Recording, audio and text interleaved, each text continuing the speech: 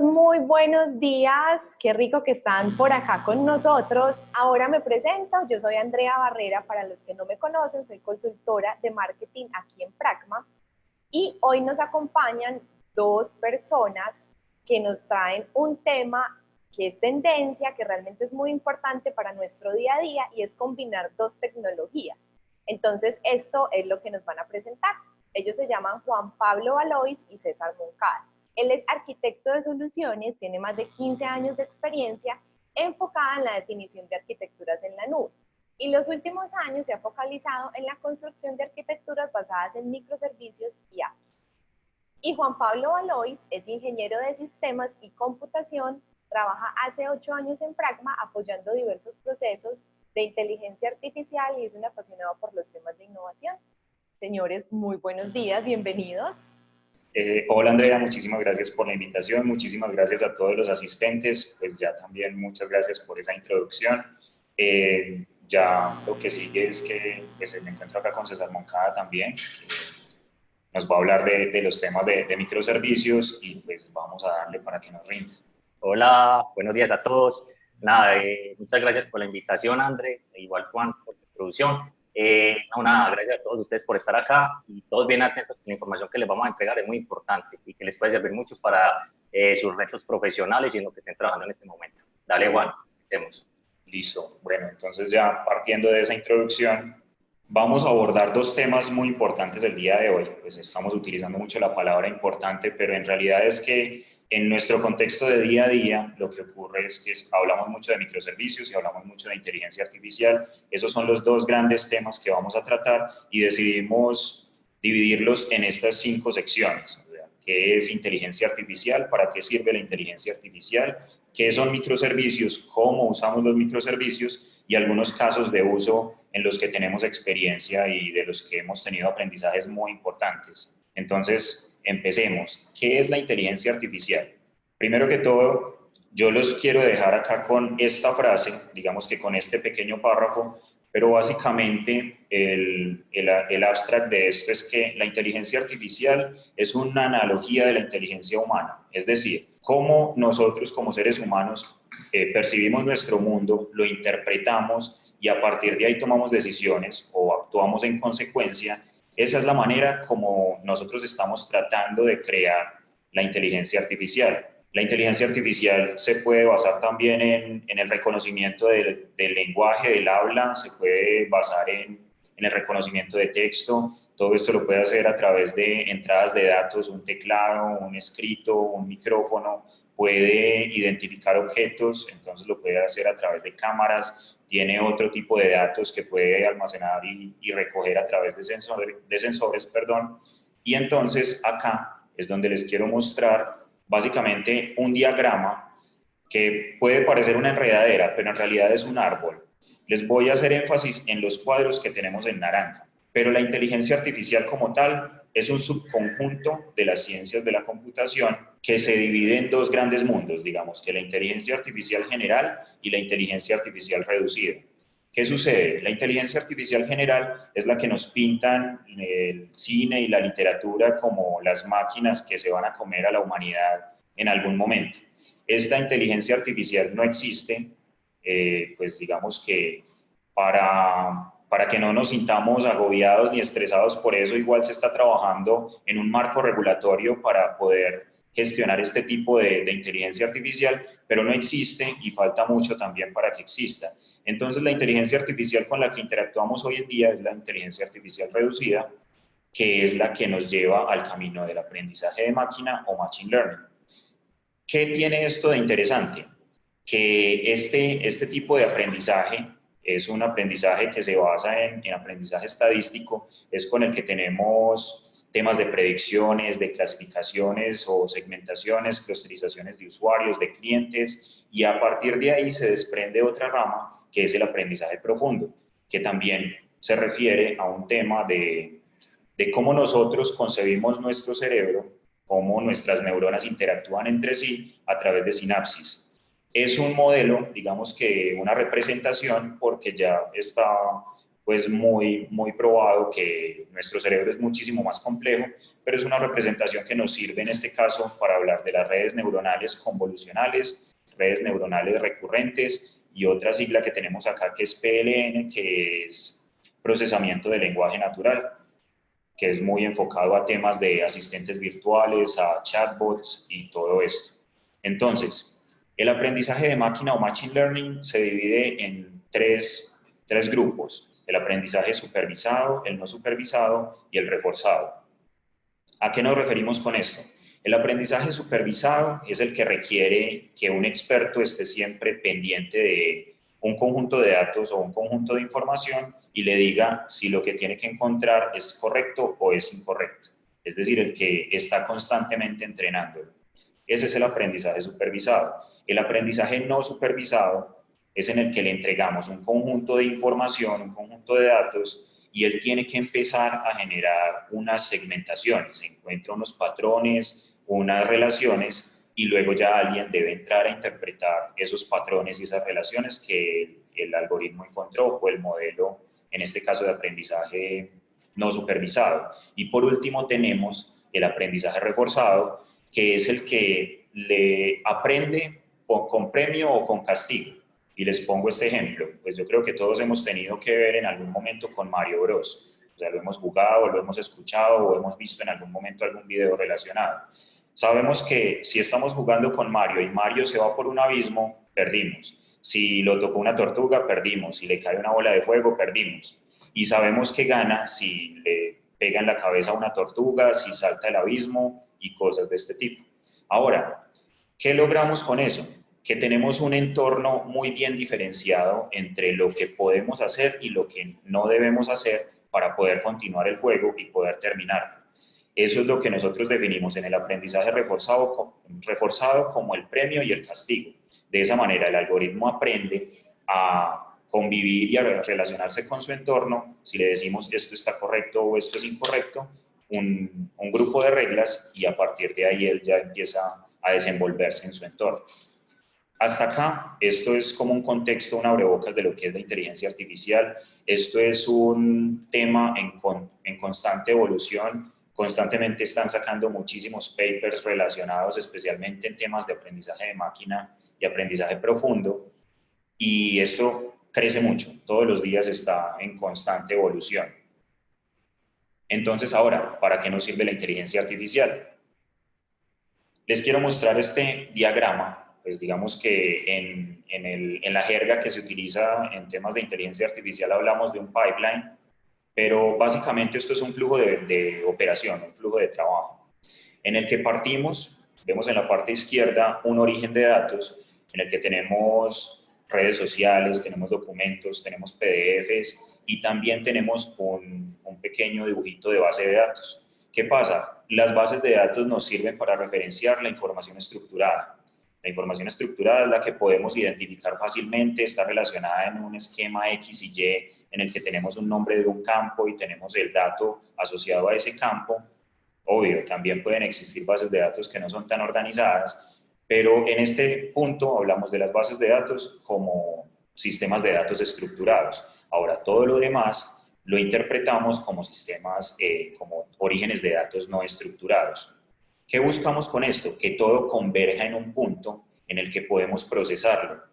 Esa convergencia la llamamos en este caso Data Lake o lago de datos, en España le dicen sumidero de datos, en fin, pues tiene muchos términos, pero lo que tenemos acá es un punto focal en el que podemos procesar esa información. Extraemos la información, la transformamos y la cargamos. Y la cargamos de esa manera a un dataset, que ese es nuestro conjunto de datos a partir del cual inicia todo el proceso de manipulación o de entrenamiento de los modelos. ¿Qué ocurre ahora con las empresas? La información estructurada hace parte solo de un 30% de la información con la que cuenta una compañía. Ese 70% restante es información que se encuentra en redes sociales, en documentos, en fotos, información de sensores, en PDFs. Es información que no se procesa fácilmente si no está la intervención de un ser humano para atenderla. Entonces, ese 70% de los datos en muchísimas de las compañías se está perdiendo. La gente prefiere no meterse con estos datos, con estos temas, porque tiene su información centralizada en la base de datos. Esto es un riesgo alto que pues la inteligencia artificial nos permite entrar a solucionar. Pero a partir de ahí entonces llegamos a nuestro conjunto de datos, a nuestro dataset, y ese dataset normalmente lo dividimos en 3 subconjuntos: un subconjunto de entrenamiento, un subconjunto de pruebas y un subconjunto de validación. ¿Qué tenemos acá? Con el subconjunto de entrenamiento es con el que entrenamos nuestro modelo, ya sea un modelo de reconocimiento facial, un modelo de identificación de objetos, un modelo de procesamiento de lenguaje natural, de modelos de recomendación. Eso es lo que podemos involucrar en este tema o en esta fase de procesamiento. Hasta ahí todo lo tenemos muy bien. Una vez ya tenemos este subconjunto de entrenamiento en nuestro modelo de procesamiento, tenemos una evaluación, y esa evaluación es la que comparamos con nuestro subconjunto de pruebas. Es decir, ya tenemos entrenado el modelo, tenemos nuestro subconjunto de pruebas. Nuestro subconjunto de pruebas nos arroja unas métricas, por lo regular estamos hablando de la precisión y del error, y a partir de esas métricas entonces nosotros probamos, digamos que nuevamente, nuestro modelo con un subconjunto de validación. Es un subconjunto que el sistema no conoce y es con el que sabemos si el sistema está sobreentrenado o entrenado por debajo, underfitting o overfitting, es como se conoce normalmente en la jerga. ¿Qué sucede acá? Y les pongo un caso, hablemos del sesgo. Si nosotros somos turistas y estamos viajando a un país por primera vez, entonces puede que nos vaya muy bien o puede que nos vaya muy mal. Digamos que a alguien lo atracan. A nosotros como turistas ese primer día nos atracaron y ya queremos irnos del país. Estamos hablando de un sesgo en el que vamos a volver a nuestro país diciendo: es un país muy peligroso, no viajen allá porque allá atracan. Eso es un sesgo, y eso mismo es lo que ocurre con los modelos de entrenamiento. Si el modelo de entrenamiento solo entiende un conjunto de datos, es decir, tengo mi conjunto de datos A, B, C y D, y con eso obtengo una Z, y después lo entreno con una letra F, él no va a saber exactamente esa letra F a qué se refiere. Entonces, siempre va a funcionar muy bien con esos 3 primeros datos, pero no con el siguiente. A eso nos referimos con el sobreentrenamiento. Hay muchas técnicas para evitar esto, pero uno tiene que irse dando cuenta de que eso está ocurriendo en la medida que avanza con el proceso. Acá en la validación es donde nos enteramos si nuestro sistema quedó bien entrenado o no, y a partir de ahí tenemos un resultado basado en esas métricas de las que les hablaba. Estamos hablando del error o la precisión. Podemos hablar que un 90% de precisión es un muy buen resultado, pero ¿qué pasa si estamos hablando de vehículos autónomos? Un vehículo autónomo con un 10% de un posible error puede cometer muchas infracciones o muchas imprudencias. Entonces, hay sistemas que se permiten esa tolerancia y hay otros que no. Y en este punto, entonces, les quiero mostrar esta parte. Acá estamos hablando específicamente del volumen de datos que se mueve en un solo segundo en Internet, en este tipo de plataformas. Hay muchas redes sociales, hay otros temas que son simplemente de publicación o de muestra de videos y otra información, pero en un solo segundo estamos hablando de 22.574 gigas de información que se transfiere en Internet. Ahora empiecen a multiplicar eso por más segundos, por minutos, inclusive en un día. Ya pues sabemos bien que los gigabytes es una medida grande cuando estamos hablando en términos de comprar un computador para su disco duro, pero ya estamos hablando de terabytes, de petabytes, de zettabytes, inclusive unidades de medida muchísimo más grandes. Todo esto es a lo que se refiere ese 70% de la información que no estamos abordando en las compañías. Es por eso que es muy importante que empecemos a tener una conversación más abierta frente a esto, porque hay muchos temas que se nos pueden estar escapando por esa falta de manipulación de esta información. Ahora quisiera hablar un poco sobre este gráfico, se los quise compartir porque me pareció un gráfico supremamente importante en temas de las tecnologías que nos están abordando hoy en día. Digamos que en un marco de tiempo, estamos hablando desde el 2018 al 2021 en adelante, y estamos hablando de temas desde una perspectiva transformacional que podríamos decir que son los puntos clave de la cuarta revolución industrial. Si vieron el webinar que dicté sobre la inteligencia artificial y la cuarta revolución industrial, pues sabrán de qué les estoy hablando. Si no lo han visto, los invito a que se pasen por Academia Pragma y pues le echen un vistazo a todos los webinars que hay y que hablen también, que pues puedan revisar este específicamente, pero estamos hablando de temas de tecnologías transformacionales, de tecnologías que tienen un alto impacto, un mediano impacto y un impacto bajo. Entonces, a partir del 2018 ya viene siendo una tendencia entre las compañías y entre las personas con quienes hablamos. Podemos ver en la nubecita azul temas de contenedores y temas de multinube. Entonces ya es un tema del que las compañías saben, se asesoran e implementan. Ya lo abordaron y son buenos en esto. Ahora, ¿qué es lo que pasa? Las que apenas están empezando a tener un abordaje inicial, las de la nube verde, pero ahí podemos hablar de temas de Internet de las cosas, de Deep Learning o aprendizaje profundo, de computación cognitiva, de sistemas de analítica, en fin, tenemos muchísimos y muchos de esos hacen parte también de temas de inteligencia artificial.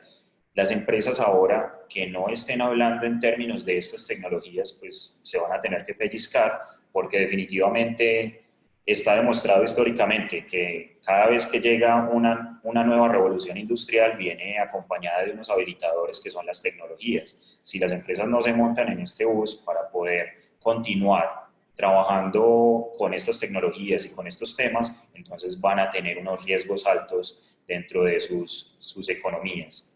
Entonces, esto es como un abrebocas de lo que tenemos de inteligencia artificial. Pues vamos a continuar con la parte de microservicios, pero seguramente si tienen alguna inquietud adicional la podemos tratar al final del webinar. Acá le doy paso a nuestro compañero César, a qué nos referimos cuando hablamos de microservicios. Bueno, dale. Bueno, para comenzar, comencemos cómo llegamos a este tema de microservicios. Digamos algo de la historia. Bueno, en un inicio, bueno, inclusive hoy en día todavía, trabajamos con aplicaciones monolitas. ¿Qué es una aplicación monolita? Es en la que tenemos un montón de componentes creados dentro del mismo sistema, ¿sí? Y todo altamente acoplado. Esto trae muchos problemas. ¿Por qué? Porque al tener todo altamente acoplado, puedo tener unos problemas en cuanto al rendimiento, en cuanto al mantenimiento que hay que hacerle al software. Cuando lo necesito, digamos, desplegar en producción, tengo que mover un componente, pero tengo que desplegarlo todo completo y a la vez tengo que volverlo a probar todo completo. Entonces esto se convierte en un problema. Listo.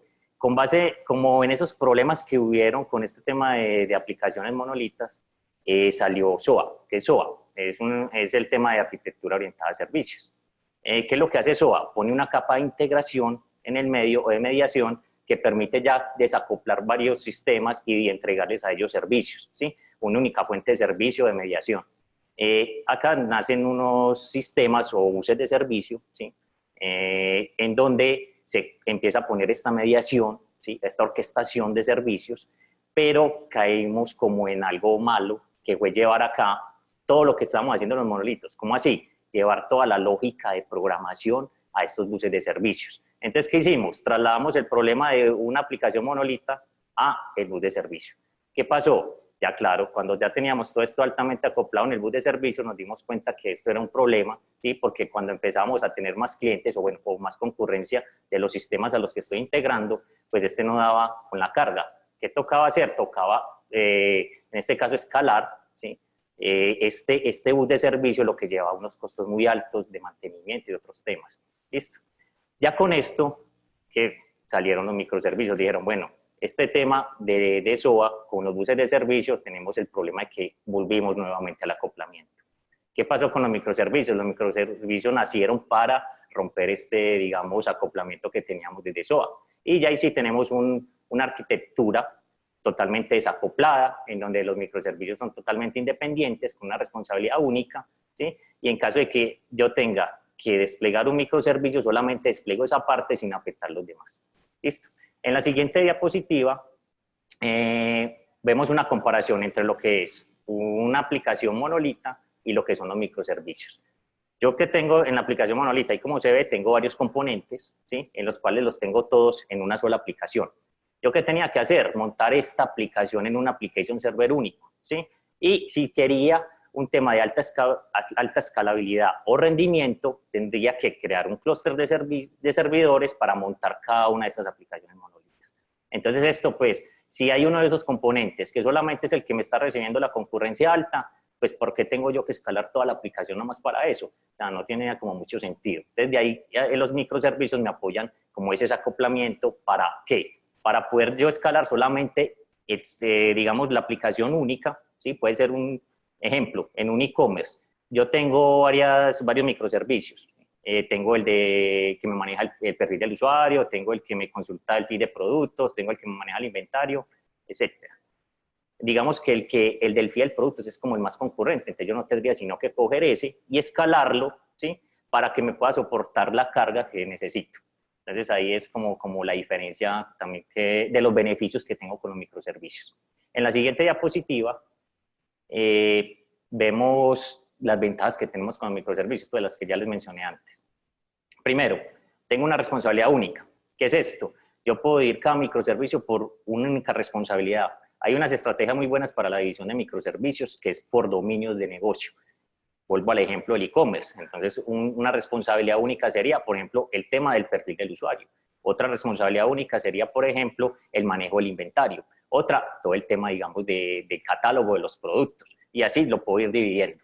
Entonces, ¿cuál es como la ventaja de tener una responsabilidad única? Que si yo necesito hacer un ajuste ahí en ese, digamos, microservicio de dominio, solamente ajusto ese y despliego ese, sin necesidad de desplegar todo el sistema y volver a probar todo el sistema. Solamente tendría que probar esa parte del sistema. Listo. El tema de escalabilidad, al ser más pequeños, ¿sí? Porque los microservicios, la idea es que sean pequeños, pues yo no voy a poner ahí una aplicación muy grande, ¿sí? Puedo escalarlo más fácil, ¿sí? Dependiendo, digamos, de la concurrencia que tenga con ese microservicio, yo ya pongo unas políticas de escalabilidad que sea por, no sé, por memoria, por uso, ya pues, se determinaría. Inclusive la inteligencia artificial me podría ayudar a esto. Yo podría tener algunos modelos que me permitan decir cuándo tengo que escalar dependiendo del comportamiento también de los clientes con ese microservicio. Listo, el tema modular. Al tenerlo yo separado, lo que les decía, por responsabilidad única y por dominios, permito tenerlo por módulos, ¿sí? Y así puedo dividir inclusive, no sé, áreas de negocio y dentro de las áreas de negocio en sus áreas y así sucesivamente. Listo. El tema de tecnologías, esto es muy importante. El tema de microservicios con las tecnologías es que me permite que yo puedo tener varios lenguajes de programación, utilizar varias herramientas sin ningún problema y desplegarlos en un contenedor, ¿sí? Y que sean administrados por un Docker o por algún servicio de la nube que me lo permita hacer, ¿sí? ¿Qué es lo bueno? Yo podría tener, no sé, si necesito un microservicio que se despliegue muy rápido y que me atienda también muy rápido las peticiones, podría utilizar Node.js, es un ejemplo, o Python, bueno, no sé, para el tema también de inteligencia artificial. Podría utilizar Java, podría utilizar Node.js, como lo dije, también Netcore, dependiendo de la necesidad. Entonces, ¿qué es lo bueno de esto? Utilizamos la tecnología a nuestro favor. El tema de desacoplamiento, lo que les había dicho, como tiene una responsabilidad única, es modular, puedo desacoplarlo muy fácil. Y el tema de reuso, yo puedo de alguna forma compartir uno de los microservicios y su usabilidad para que otros microservicios lo usen, ¿sí? O podría usar cosas que ya existen en la nube y montarlos dentro de un contenedor y así no tener que inventar la rueda. Listo. En la siguiente diapositiva ya vamos a mirar es cómo estos microservicios nos apoyan en el tema de inteligencia artificial. Nosotros el tema de microservicios lo hemos aplicado con inteligencia artificial, principalmente usando los orientados a eventos, ¿sí? ¿Por qué razón? Bueno, orientados a eventos y para la captura de información o recolección de información de todos los canales que nos provean la información. ¿Por qué lo hacemos orientado a eventos? Pues porque si lo hacemos síncrono, ¿sí? Que es lo contrario, podríamos tener una alta concurrencia de todos los canales entregándonos la información y podríamos generar un cuello de botella y que pues, no nos aguante la arquitectura o la infraestructura. Al tenerlo orientado a eventos, desacoplamos todo esto. Acá en esta gráfica miramos un microservicio, ¿sí? Que es el que se expone hacia los canales que nos van a entregar la información. Recolectamos esa información y la llevamos, en este caso, a un manejador de eventos o de colas. Y de ahí hay otros microservicios que se suscriben a ese manejador de eventos o de colas para tomar esos mensajes, procesarlos, ¿sí? Aplicarle reglas de negocio, transformarlos y llevarlos a las fuentes destino, que es de ahí es donde se le empezará a aplicar todo lo que nos explicó Juan Pablo antes del tema de modelos de Machine Learning, trabajar con esa data, todo el tema de Big Data. Listo. Bueno, en la siguiente ya vemos esto ya como aplicado a algo real, ¿sí? ¿Qué tenemos? Tenemos varios eventos. Ejemplo, eventos de calificación, eventos de compras, ¿sí? Y algunos eventos de pronto de eventos deportivos, ¿sí? Todo eso lo llevamos ahí, lo que les decía, esa capa de stream sería en este caso una capa de microservicios manejados por eventos. Capturan toda la información, la transforman y la llevan a otras fuentes de información o sistemas. En este caso puede ser a un sistema también de calificaciones, a uno de recomendaciones, a uno de predicciones y también podría ser a alguno de que me detecte fraudes. Y luego esos sistemas, por medio de todo el tema de inteligencia artificial, pues los procesan toda esa data y generan unas salidas de data limpia, ¿sí? Que yo puedo proveer a otros canales para que lo consuman. Inclusive ahí podría estar también una capa de APIs y microservicios. Y aquí pues pueden ser también manejados por eventos o pueden ser síncronos, pues no hay ningún problema, pero podría estar ahí en este caso. Bueno, en la siguiente gráfica vemos que el tema de serverless. ¿Qué es esto? Es sin servidor. Y acá entra mucho lo que son las funciones. Pues para los que han tenido la oportunidad de trabajar con esto, pues las nubes como Azure, en este caso Google o AWS nos ofrecen las funciones, en este caso serverless. ¿Cuáles son las ventajas de manejar serverless? Pues es el bajo mantenimiento, ¿sí? Porque aquí ya no nos tenemos que preocupar por el tema de servidores, ni de sistemas operativos, ni el tema de escalabilidad, ni nada, ¿sí? Porque la escalabilidad se maneja por eventos. Entonces ahí es donde nos apoyan mucho y sirven bastante para todo este tema que les decía de recolectar la información y llevar a las fuentes destino para que se le aplique todo el tema de inteligencia artificial. Listo. ¿Cuáles son otras de las ventajas? Pues la microfacturación, solamente me van a cobrar por los usos, ¿sí? No tendría que, digamos, alquilar una máquina virtual o pagar por un clúster de máquinas, sino que solamente por cada uno de los consumos que vengan desde los canales me lo van a cobrar. Entonces esto es una ventaja muy grande. Bueno, en la siguiente quiero mostrarles un diagrama ya como de contexto, mirando una arquitectura de Big Data y Machine Learning, ¿sí? Esta es una de las que hemos aplicado acá en Pragma, ¿sí? En la cual los microservicios en donde intervienen. Están ahí abajo en la primera capa, en la segunda capa, están los microservicios recibiendo toda la información de todos los canales posibles, ¿sí? Esto ahí iría orientado a eventos. Entonces tenemos esa capa de APIs orientada a eventos, toma toda la información y la lleva a unas fuentes destino.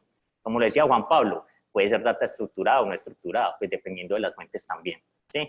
Luego, cuando se recolecta esa información en esas fuentes destino, ya se le aplica todo el tema que les explicó Juan Pablo, que es el, no sé, el modelamiento con Machine Learning, todo el tema de analítica descriptiva, prescriptiva, bueno, etcétera. Se le aplica todo eso y se genera ya una capa de datos con pues una data de calidad, si necesita unos temas de seguridad que esté cifrada, bueno, con privacidad, no sé, comprimida, pues se pondría en esta capa. Y esta capa sería la fuente de información para ayudarle a los canales, pues, no sé, esa información ya toda molida o manejada por medio de los modelos de Machine Learning hacia los canales. En este caso puede ser hacia usuarios, hacia aplicaciones o hacia algunos usuarios administradores. Acá en esa capa podríamos poner igualmente, como les decía, microservicios. Pueden ser síncronos o asíncronos manejados por eventos.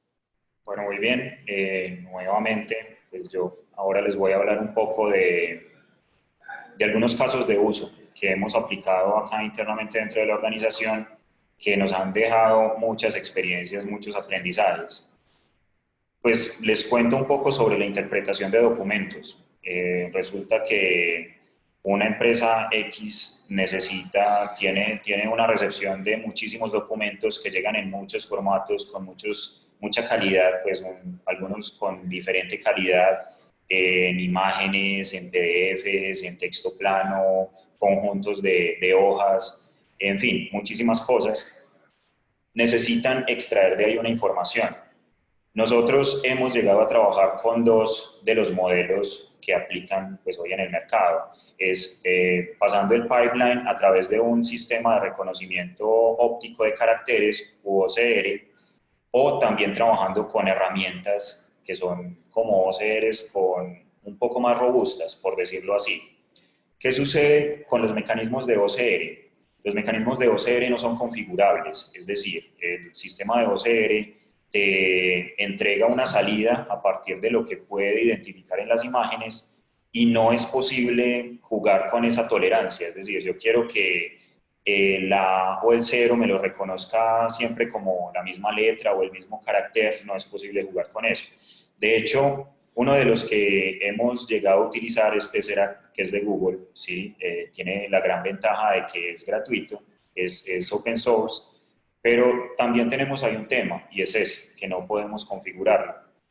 También hemos trabajado con otras herramientas, digamos con Amazon Textract, que es una herramienta poderosísima que permite incluso identificar puntos dentro de los documentos que nosotros queremos que los interprete de otra manera. Una vez ya usemos la herramienta X o Y para capturar ese texto, debemos someterlo a un procesamiento, que en este caso sería la interacción con el motor cognitivo, un motor cognitivo que nos permita hablar en términos de procesamiento de lenguaje natural, ya que identifique los patrones que encuentra dentro de ese texto plano, porque en últimas todos los motores de procesamiento de lenguaje natural necesitan información bruta, necesitan información plana para el poder entender qué es lo que dice en esos textos. En varias ocasiones puede que alguna entidad nos pida que necesitamos cifrar esa información. Definitivamente eso no nos entregaría a nosotros la confiabilidad que necesitamos para que el motor cognitivo reciba esa información. Se los digo así, básicamente no es posible. El motor cognitivo necesita la información en texto plano para de ahí interpretar el texto que se le está pasando. Una vez tenemos ese motor cognitivo ya con la información procesada, él nos entrega una salida. Puede ser en el formato que necesitemos. Incluso puede ser texto plano si necesitamos responder en un chatbot. Puede ser un formato JSON, un XML, si necesitamos integrarlo con algún otro sistema como lo tenemos acá en el gráfico, o puede ser incluso hablado, si lo conectamos a otro sistema dentro de nuestra nube que nos permita pronunciar eso que el motor cognitivo detectó. Pues nuevamente me remito a Amazon. Amazon tiene un sistema que se llama Poly y permite que el texto que nosotros le entregamos, él lo mencione. Pues es muy usado en los asistentes virtuales hoy en día. Entonces, como un caso en el que hemos tenido bastantes, digamos que tropiezos que nos han dejado aprendizajes y que es muy útil hoy en día. Los chatbots están utilizando bastante eso. De hecho, nuestro chatbot, que es PragmaBot, tiene una arquitectura que se encarga de orquestar este tipo de soluciones y que permite hacer integraciones bastante fácil, de una manera muy sencilla, para poder comunicarnos con muchos diferentes sistemas, en este caso que estamos hablando de modelos multinube. Este caso, por este lado, que es la interpretación de documentos, tenemos también el caso de sistemas de visión artificial.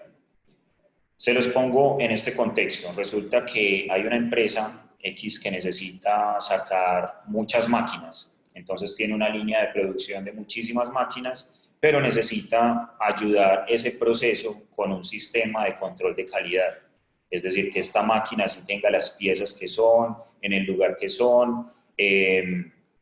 No hablemos específicamente de que la máquina salga mal armada, salga mal ensamblada. Puede que la máquina esté bien ensamblada, tenga todos los tornillos y todas las piezas que necesita, pero quizás algunas referencias no son las adecuadas para el proceso en el que se va a desempeñar. Digamos, una máquina para un sistema industrial, una máquina para un sistema en la casa, son máquinas que deben tener unas características diferentes. Entonces, lo que nosotros hacemos o hemos construido con nuestro sistema de visión artificial está muy basado en eso, en identificar qué piezas son las que la máquina debería tener para al final entregar un OK o un fail si la máquina se encuentra ensamblada correctamente de acuerdo a la especificación que estamos buscando o no. ¿Qué hicimos nosotros en este pipeline? O sea, partimos de un tema de una captura de imágenes. Con esas imágenes en el entorno real realizamos un entrenamiento. Entonces ahí es donde nos sentamos con ayuda de experto, y me remito nuevamente al sistema de aprendizaje supervisado. Un experto dice, esta pieza está bien, esta pieza no, y eso es lo que vemos en la parte de etiquetado. Entonces él hace unas marcas alrededor de las piezas, unos elementos que finalmente son con los que entrenamos el modelo. ¿Qué puede ocurrir? Resulta que nuestro conjunto de datos de imágenes es muy grande y que tenemos la información necesaria para que del etiquetado podamos pasar al tema de procesamiento o de nuestro motor cognitivo sin ningún inconveniente. Hasta ahí estamos bien. Pero ¿qué pasa si no tenemos esa cantidad de imágenes necesaria para poder abordar el tema del procesamiento directamente? Ahí tenemos que recurrir a otro tipo de técnicas. En este caso las estoy demarcando como procesamiento, porque tenemos que hacerle algunas modificaciones a las imágenes. De hecho, en la jerga se utiliza el término de data augmentation, porque lo que buscamos es darle unas transformaciones a las imágenes para que el conjunto de imágenes se vuelva mucho más grande. Es decir, a partir de una sola imagen podemos hacer un cambio de colores, un cambio de formas, poner algunas partes difusas, ponerle parches, en fin, hay muchas formas de trabajar, y este es solo uno. Me estoy refiriendo específicamente a Data Augmentation, pero a partir de ahí tenemos ya un preprocesamiento, y ese preprocesamiento es el que pasamos ya posteriormente a entrenar en nuestro motor cognitivo. Tenemos una serie de evaluaciones.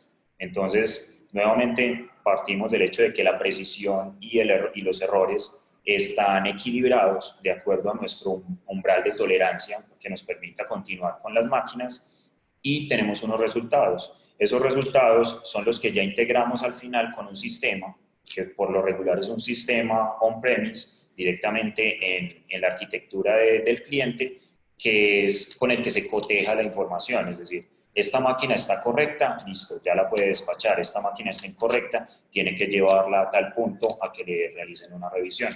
Esos son los temas de visión artificial, digamos que más complejos con los que nos hemos encontrado.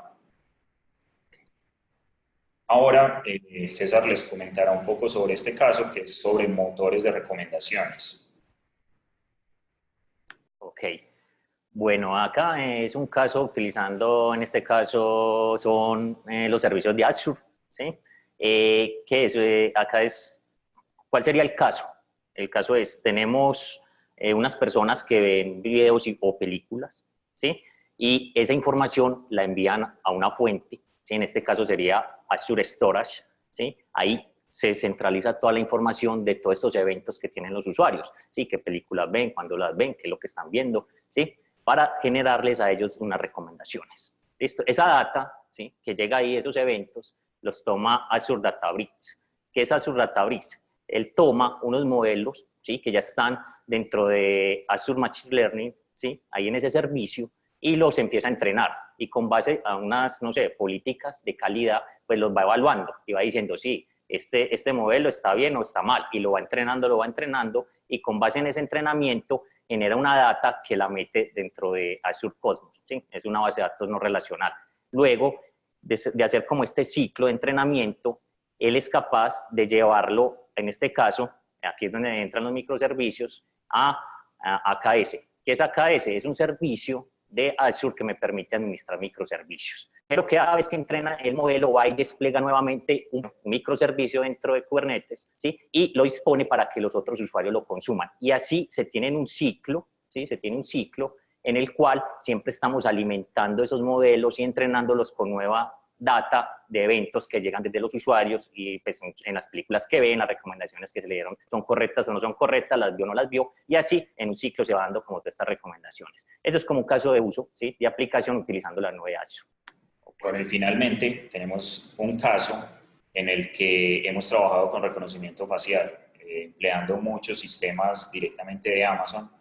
Amazon cuenta con una plataforma bastante robusta en temas de inteligencia artificial, de Machine Learning, al igual que IBM. Pues, si vamos a hablar en términos de procesamiento, digamos que el motor cognitivo para lenguaje natural de IBM, que está pues, dentro de la suite de Watson, es bastante poderoso porque es muy bueno en español.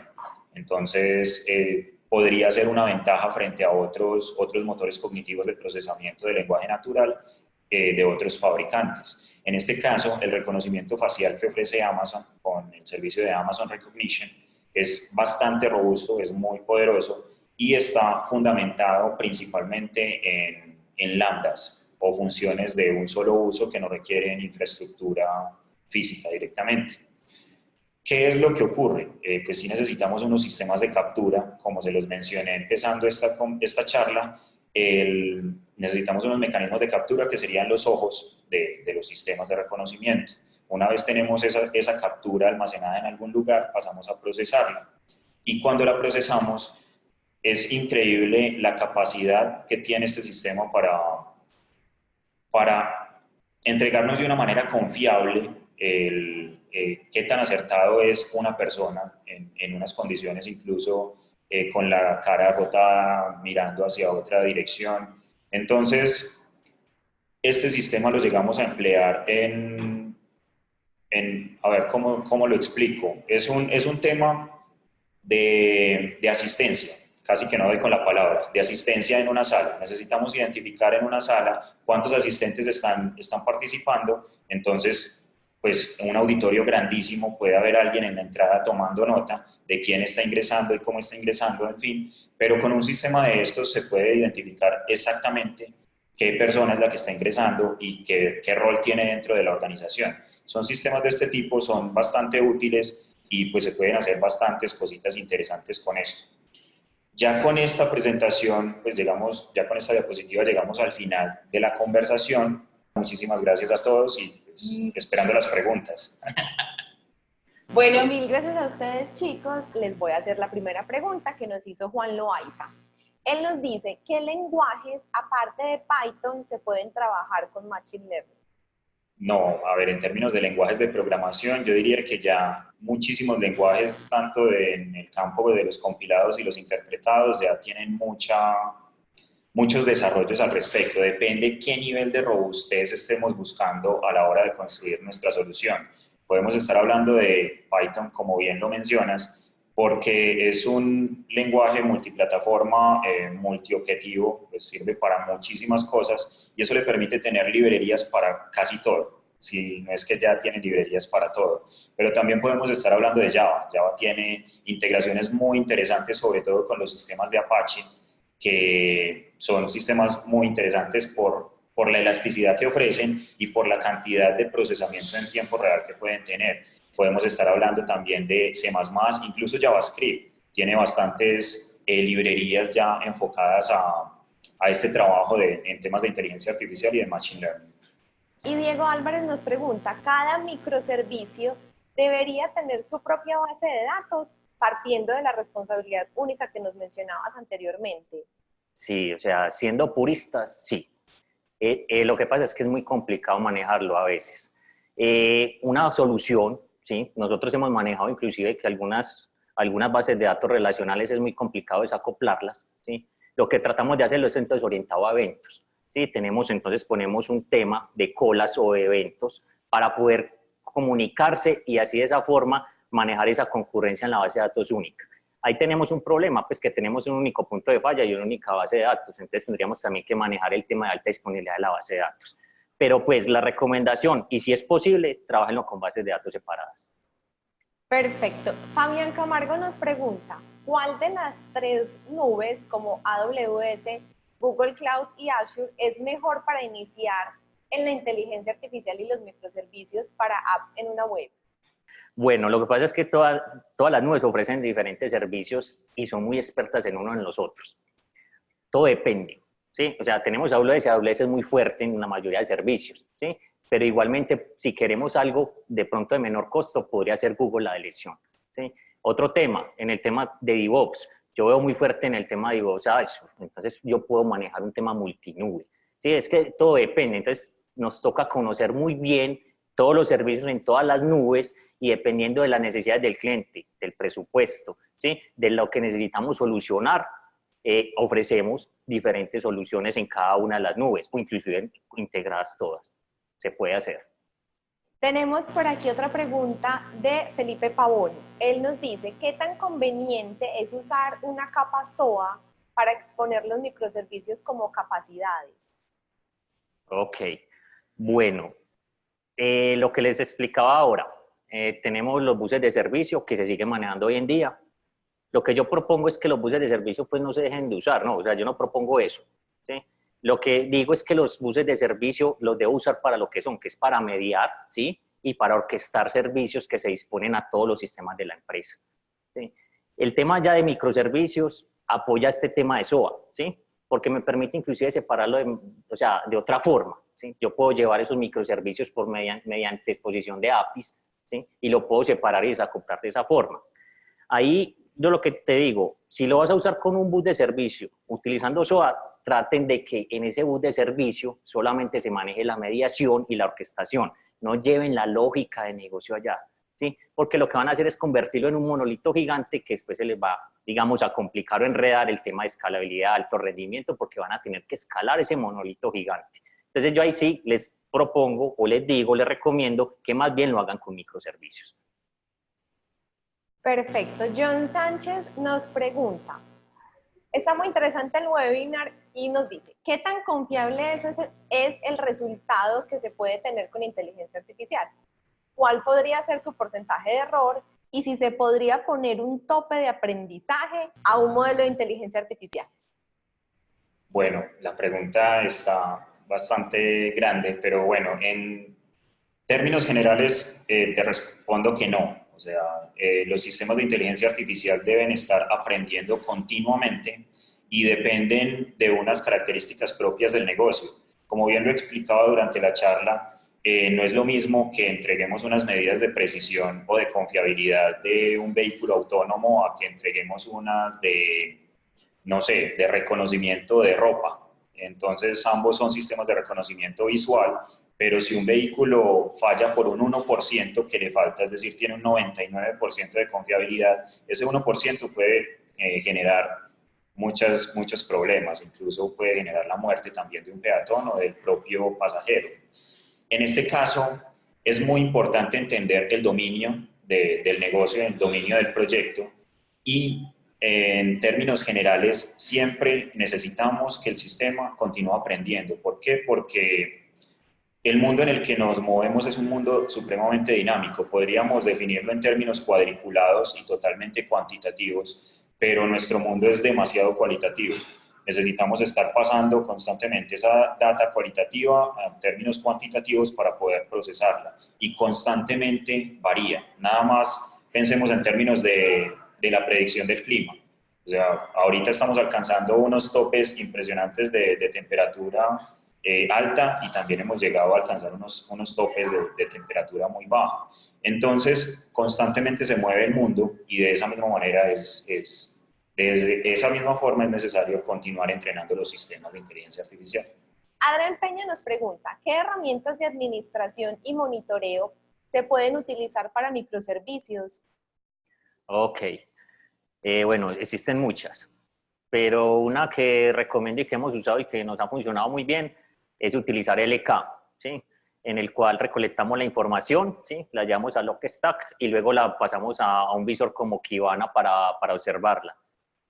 Otro que también hemos usado es utilizar de pronto algunos servicios de nube que ya están listos, como por ejemplo en Amazon, Elasticsearch, pues lo puedo usar también, o digamos en Azure está Azure Monitor, que es una suite también que me permite todo este tema de monitoreo de microservicios.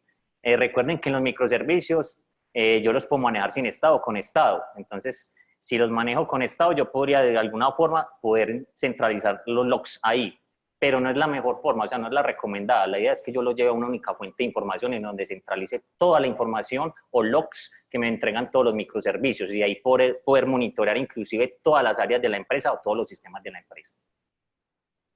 Perfecto. Nos pregunta Camilo Echeverry y otras personas también si hay alguna diferencia o relación entre microservicios y API REST.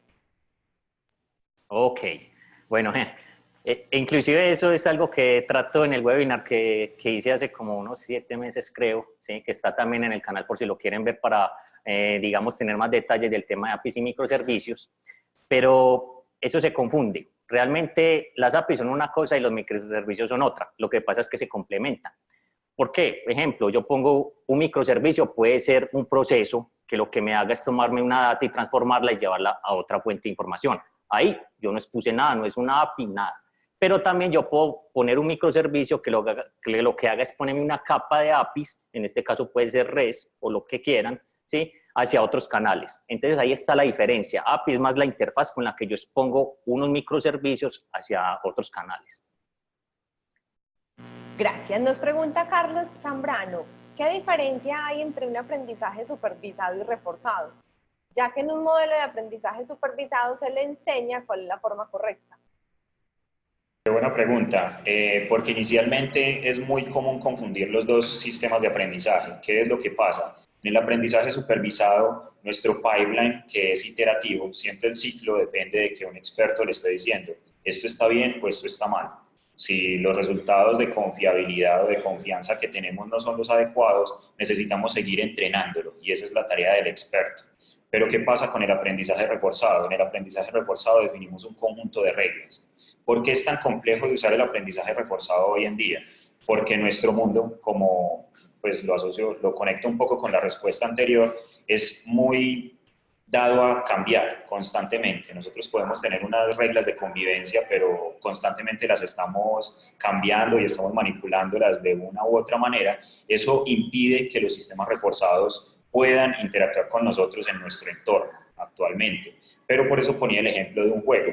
Un juego tiene un conjunto de reglas finitas y si nosotros alimentamos el sistema reforzado con esas reglas, entonces ya los agentes, en este caso, pues, o en el caso del ejemplo Mario Bros, puede seguir esas reglas para saber qué debe hacer y qué no debe hacer. Pero esa es básicamente la diferencia. El supervisado depende siempre de un experto que le diga qué debe hacer, no si lo que está haciendo es correcto, y el reforzado parte de un conjunto de reglas. Mil gracias. Por aquí nos pregunta Darío Susa, ¿qué APIs o microservicios se recomiendan para reconocimiento de voz? ¿Y qué tal es la latencia? Hablando de servicios ya en la nube, nosotros hemos utilizado varios, ¿sí? Hemos utilizado los de IBM, pues, el de la suite de Watson, y funcionan bien. Sí, también hemos utilizado los de Google, que también nos han funcionado muy bien. Realmente experiencia con Azure y con AWS, no recuerdo que lo hayamos usado, pero también ofrecen esos servicios. Yo creo que los invito es que cuando tengan una necesidad de este tipo, pues puedan hacer unas pruebas de concepto, ¿sí? Dependiendo de la necesidad. Hay veces es importante también los idiomas. Hay unas nubes que manejan mejor el español que otras y hay otras el inglés. Entonces depende de qué se vaya a usar o qué es lo que se vaya a traducir en voz, ¿sí? Los invito a que hagan pruebas de concepto, ¿sí? Porque pues no hay una verdad absoluta, es depende. Yo digo que siempre depende, todo hay que probarlo y verificarlo. Entonces ahí la mejor forma para yo decidir cuál de los servicios uso para lo que me estás diciendo es vaya y haga unas pruebas de concepto en cada una y dependiendo de, no sé, de lo que te dé, pues ya tomas una decisión de cuál usar. Me gustaría completar algo ahí y es que ahora que estamos utilizando mucho tecnologías e infraestructuras serverless muy orientadas hacia functions en Azure, en IBM o en, se me olvidó la otra, o lambdas en AWS, pues siempre tenemos que depender también de unos arranques en frío. Es decir, pues los lenguajes que en este caso funcionan de manera compilada, como un Java, dependen de un arranque. Y ese arranque, mientras se carga la máquina virtual y eso, puede tener unas latencias muy diferentes en comparación de los lenguajes interpretados. Podemos estar hablando de un Python o un Node.js. Entonces, es importante tener esto en cuenta por si necesitamos soluciones de tiempo real. También hay otro tipo de arquitecturas que son las orientadas a Edge Computing y son las arquitecturas que son embebidas. Entonces depende también del dominio del problema, si necesitamos una arquitectura de tiempo real que todo me lo resuelva en una cajita o si necesitamos conectarnos con los microservicios, tener en cuenta qué lenguaje debemos utilizar para evitar ese tipo de latencias. Bueno, Diego Sierra nos pregunta, ¿qué patrones de diseño son adecuados para el Machine Learning? Patrones de diseño como tal aplican todos los que aplican en ingeniería de software y depende también del tipo de solución. Si necesitamos una solución que se comunique con la nube, o si necesitamos una solución que todo lo resuelva en una cajita, siempre vemos muchos ejemplos y pues me parece una aproximación muy válida de orientación a objetos, con todos los patrones involucrados en este caso. Digamos que los sistemas de Machine Learning y de la construcción de este tipo de elementos están muy ligados a la ingeniería de software. Entonces, te recomendaría que te dejaras llevar por los mismos patrones de diseño de ingeniería de software. Sin embargo, hay unos pipelines que son muy interesantes. Me gusta mucho hablar del pipeline CRISP-DM, que es un modelo iterativo en el que estás revisando constantemente los procesos de aprendizaje de tu modelo. Entonces, una vez ya tienes los grados de confiabilidad adecuados, pues ya puedes salir con unos resultados más acertados. Nos preguntan, ¿qué libros podemos recomendar para las personas que quieren iniciar en estos temas? ¿Qué cursos? ¿Dónde pueden aprender? Y hasta alguien me preguntó que ustedes de dónde sacaron el conocimiento, qué estudiaron, qué hicieron para llegar y estar donde están hoy. Entonces es como un resumen, ahí es como de aprendizaje. Cuéntenos cositas o tips para que ellos se lleven eso. Bueno, la documentación en la nube. O sea, yo siempre lo que hago es ir a la documentación que ellos nos ofrecen. Inclusive para la gente que no domina mucho el inglés, ya la documentación es muy completa, inclusive en español, ¿sí? Lo que yo hago siempre es tratar de pues, estudiar ahí y hacer las pruebas, ¿sí?, de concepto que ellos ponen, ¿sí? O sea, digamos un servicio que necesito explorar, siempre hay una prueba o una práctica que es usando esos servicios, lo que yo trato es de hacerlo para entender muy bien y tener el concepto claro de cómo funciona. Y en esa prueba de concepto lo que trato es de determinar si me sirve o no para aplicarlo en algún momento para solucionar un problema. ¿Listo? Eso es lo primero. Es a lo que yo más voy, esas son mis fuentes de información principal. ¿Por qué? Porque están actualizadas y son las que manejan en este caso las nubes. Ya en cuanto a otro tipo de, digamos, de software que no sea en la nube, sino que sea un software especial, igual, la documentación oficial, siempre la mejor. Igual también se apoya uno cuando tiene problemas pues en los blogs y en todos estos temas digamos, donde uno hace preguntas y te responden pues todos esos foros de tecnología que existen. Otro tema muy importante es las certificaciones. Es bueno uno hacer las certificaciones. Entonces, dependiendo por la nube que ustedes se quieran ir o por las que quieran, digamos, trabajar, existen las certificaciones. Entonces, los invito a que estudien, ¿sí?, y que hagan esas certificaciones dependiendo de lo que quieren ser. Si quieren ser desarrolladores en nube, entonces hagan la certificación de Develop. Si van a ser arquitectos, entonces la de arquitectura, y así, y también igual la de DevOps, todo el tema de operativa, también lo pueden hacer. Entonces eso los invito, además pues de que hay muchos libros, pero realmente yo uso más esa información. Bueno, en términos de bibliografía para temas de inteligencia artificial, como les mencionaba, esto es un campo del aprendizaje que está vivo. O sea, esto está evolucionando cada día, es impresionante la cantidad de papers que salen día a día. El punto en este estado en el que se encuentra la inteligencia artificial es estar documentándose mucho en muchos sitios web que algunos son más confiables que otros y por eso sí les recomiendo que vayan a sitios como Coursera o Udacity, que son fuentes avaladas por universidades reconocidas y que están mandando como la punta de lanza en estos temas de inteligencia artificial. Una vez tengan un concepto ya fundamentado, no le tengan miedo a abordar uno de los libros for Dummies. O sea, es una serie de libros supremamente interesante y supremamente enriquecedora, porque muchísimas veces uno tiene ceguera situacional, uno va con lo que está estudiando, se quedó con lo que está estudiando, y estos libros abordan estos temas complejos de una manera muy interesante, muy básica, que nos permite pues también posteriormente ahondar en este tipo de temas. Sí les recomiendo que vayan a sitios recomendados y avalados por universidades, en este caso Coursera y Udacity, puede haber muchos otros sitios, y a partir de ahí ya que empiecen a explorar el mundo que existe. Sí les digo que mucha de la documentación se encuentra en inglés precisamente porque la evolución se marca a través de los papers y los papers se publican directamente en inglés. entonces hay que leer un poquito en inglés en este caso. Bueno, señores, y para complementarles, también los invito a que ingresen a Academia Pragma. Ahí pueden ver estos webinars, los anteriores que ellos les mencionaban. También tenemos lecciones que son documentos mucho más técnicos para ustedes que desarrollan las mismas personas de acá de Pragma, entradas de blog, descargables, ebooks, muchas cosas que pueden encontrar. Entonces, muchísimas gracias a ustedes, señores. Muy, muy interesante el tema. Los invito para que vuelvan y nos acompañen por aquí en el webinar.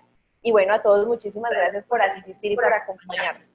Muchísimas gracias a todos por asistir, por las preguntas, siempre son muy interesantes y siempre son bien recibidas. Bueno, hasta luego, muchas gracias a todos, que tengan un feliz día y nada, nos veremos en el próximo webinar.